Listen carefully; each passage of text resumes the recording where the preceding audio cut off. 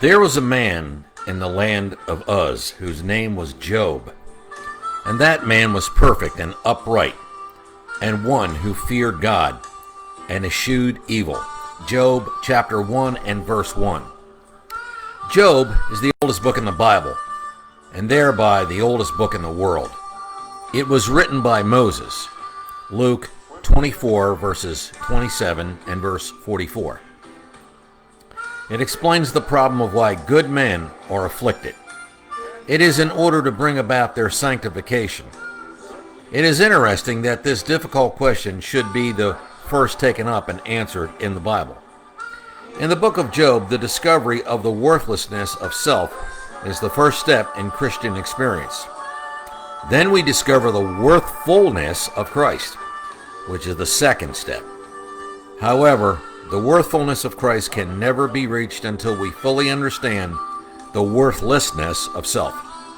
The book of Job does not symbolize an unconverted man, but rather a believer.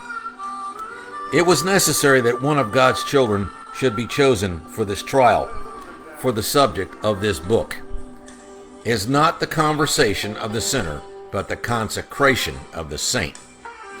It is evident that an unconverted man needs to be brought to the end of himself, but that a man who feared God and was perfect in his efforts to serve the Lord and who hated evil should also need this. Such presents itself as a mystery to the Christians.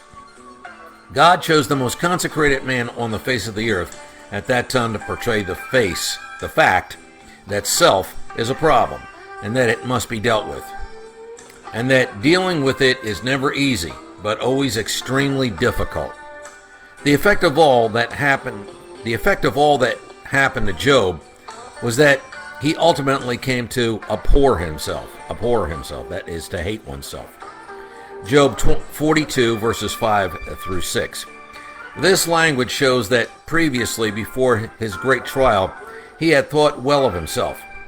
His creed was orthodox, for he approached God through sacrifice, and his conduct was faultless, for he was a just man and hated evil. But these sharp trials, and especially the anger which the unjust accusation of his friends stirred up in his heart, revealed to himself unknown depths of moral ugliness. And finally, his being challenged to measure himself with God made him conscious that in himself, that is, in his flesh, there dwelt no good thing. This is a deep and painful experience which all Christian people have not reached, but yet must be reached if we are to be what we ought to be in Christ.